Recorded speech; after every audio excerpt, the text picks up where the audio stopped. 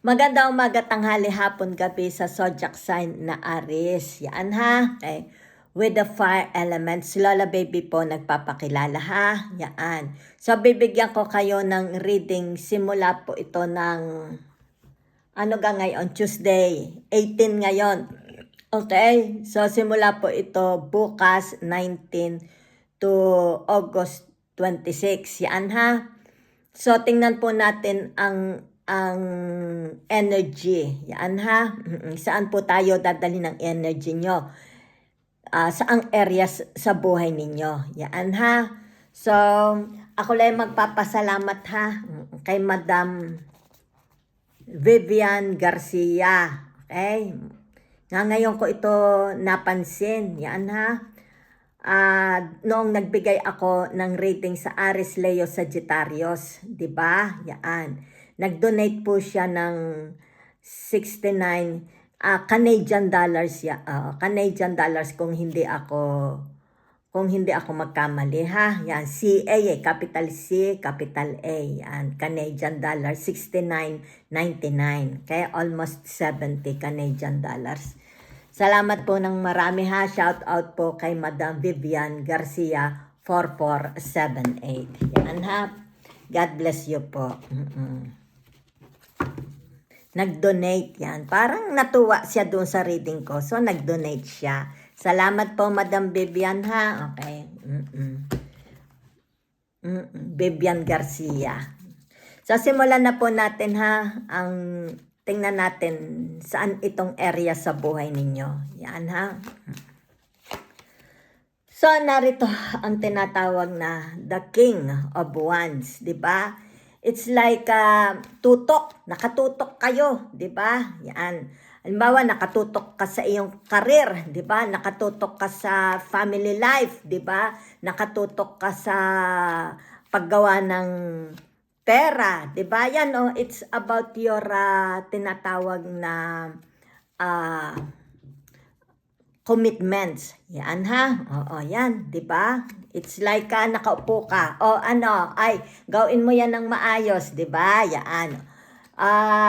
Ganito, lutuin mo ito, something like that, 'di ba? It's about your commitments. Nakatutok kayo, tutok na tutok, 'di ba? Focus na focus kayo. Okay?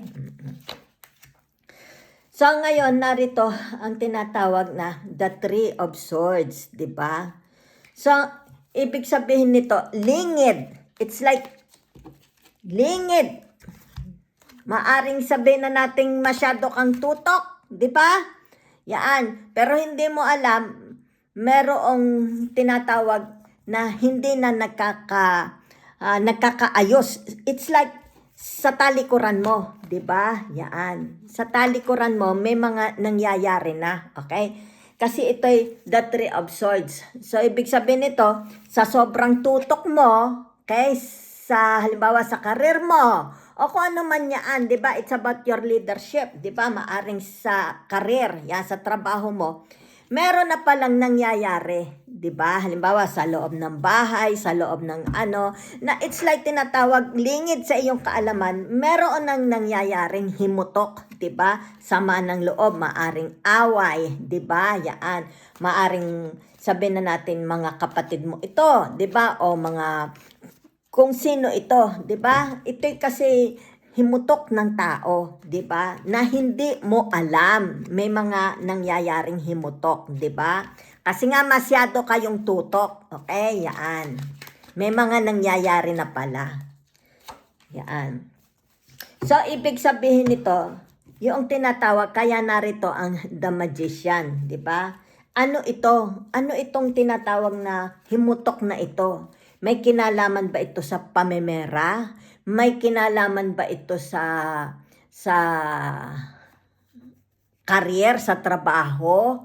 May kinalaman ba ito sa love romance, 'di ba? Sa family? Yan. Kasi narito lahat ang tinatawag na suits, 'di ba? Nandiyan ang wands, nandiyan ang pentacles, nandiyan ang emotions, 'di ba? Nandiyan ang tinatawag the air, 'di ba? Yan. So ibig sabihin nito, maaring sabihin na nating may mga baka kayo din, 'di ba? May mga himutok.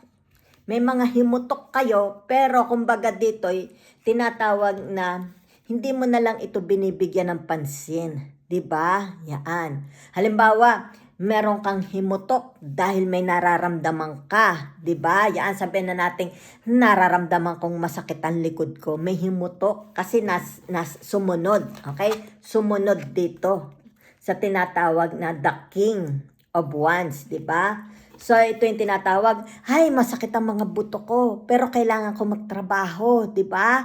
Masakit ang mga alulod ko, ganyan, di ba? Pero kailangan ko magtrabaho. So, hindi mo ito pinapansin. It's like dinadivert mo, di ba? Yung tinatawag na sakit. Kasi narito ang The Magician. Ibig sabihin nito, dinadivert mo na lang ang iyong attention para hindi mo mapansin itong tinatawag na sakit, di ba? Yan. Maaring pananamlay, di ba?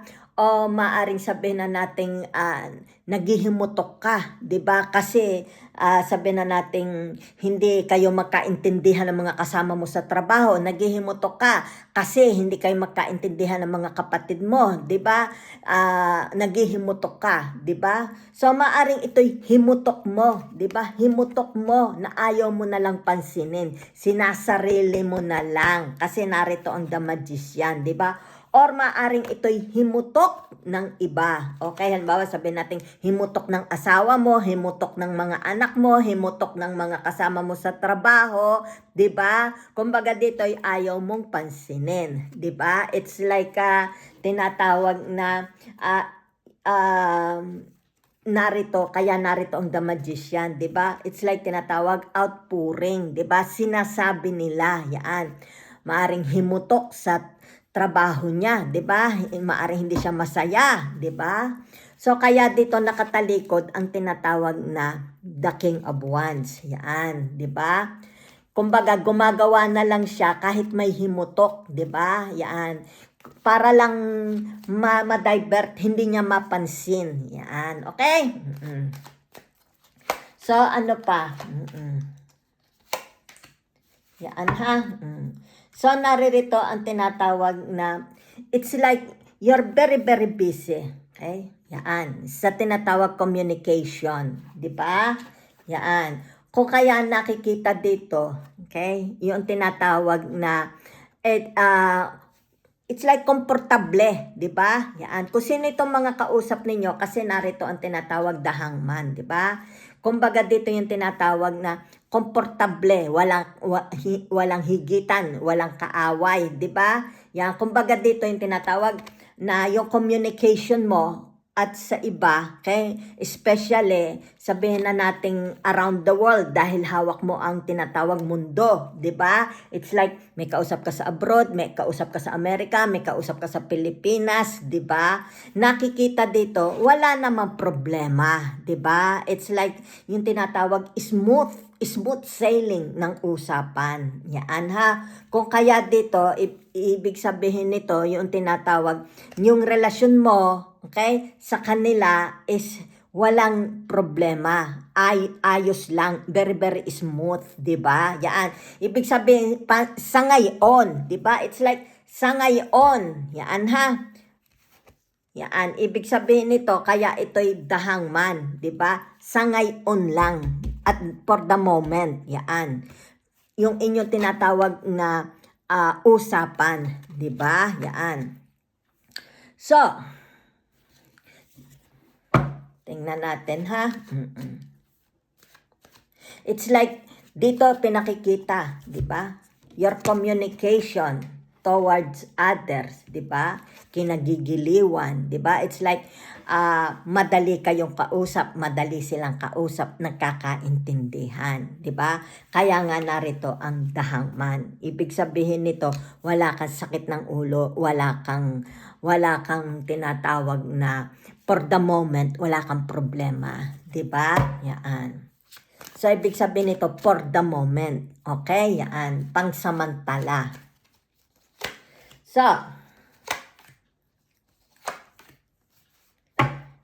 ibig sabihin nito, mabubulabog. Okay? Yan. Dahil ito'y patatlo ng cards. Yan ha? Yan. It's like dito, sabihin na natin, nako, ang galing-galing ko na nga magtrabaho, magkakaroon ng tinatawag bulabog. Yan ha, kasi narito ang the Mars. So, ibig sabihin nito, yung tinatawag na, it's like masusugatan ka uli. 'Di ba? Kaya ito'y the ones. Kaya nga sinabi nga, the wounded warriors. 'Di ba? It's like, ay, nako, bago ko nagawa ang trabaho, tapos sabihin, repeat job, 'di ba? Napintasan. Yan ha. Kasi narito ang the King of Pentacles. Ibig sabihin nito, perfect na, 'di ba? Perfect na, pero nagkaroon ng tinatawag na criticism, 'di ba? Kritisismo, 'di ba? Kasi lumabas nasa gitna ang tinatawag na the Tower, 'di ba? Yan. Okay? Oo. So that's it I see for you. Sana po nagustuhan ninyo ha. So kung gusto po ninyo ng tinatawag private or personal reading, yan. Ako po is donation, okay? Hindi po charge. Kasi pag sinabi mong charge, may mga nagsasabi donation or charge, bayad na yan, okay? Ngayon po naman, ang exchange naman niyan is yung tinatawag may energy, 'di ba? Yan. So, salamat po ng marami. Iba po ang fixed price, iba po ang donation. Okay? So, kung kayo is merong gustong ipa-personal reading, private reading, kailangan po specific. Yan ha? So, it's an exchange of donation at saka ng energy. Salamat po ng marami.